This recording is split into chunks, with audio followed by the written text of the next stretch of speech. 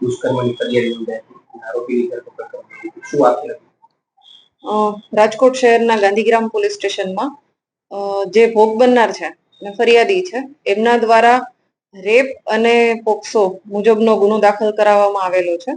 અને આ મુજબ જે આરોપી છે અરમાન સલીમભાઈ ગોદાણી, એમણે આ જે ભોગ બનનાર છે એને કોઈ પણ રીતે લલચાવી ફોસલાવી અને એની સાથે ઇન્સ્ટાગ્રામ મારફતે કોન્ટેક્ટ કર્યો અને પરિચયમાં આવ્યા બાદ વારંવાર ભોગ બનનારની સાથે અલગ અલગ જગ્યાએ ફરવા જવાનું, ગોવા, મુંબઈ આવું અલગ અલગ જગ્યાએ ફરવા પણ ગયેલ છે અને ભોગ બનનાર સાથે દુષ્કર્મ કરેલ છે, જે બાબતની ગાંધીગ્રામ પોલીસ સ્ટેશનમાં ફરિયાદ નોંધવામાં આવેલી છે.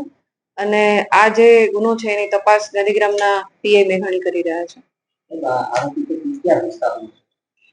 આરોપી છે એ રાજકોટમાં જ રહે છે અને મૂળ આરોપી જે છે એ ગોંડલનો છે અને ફિલરમેન તરીકે એ નોકરી કરે છે.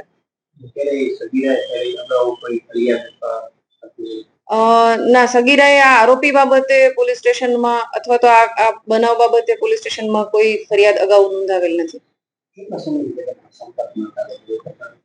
આ જે આરોપી છે એને ઇન્સ્ટાગ્રામ મારફતે આજથી 1.5 વર્ષ પહેલા આ સગીરા છે એનો સંપર્ક કર્યો હતો અને એની સાથે ધીમે ધીમે વાતચીત કરવાનું શરૂ કર્યું અને બાદ એની સાથે સંબંધ કેળવી અને રાજકોટમાં જ અલગ અલગ જગ્યાએ ફરવા જવાનું, રાજકોટની બહાર ફરવા જવાનું.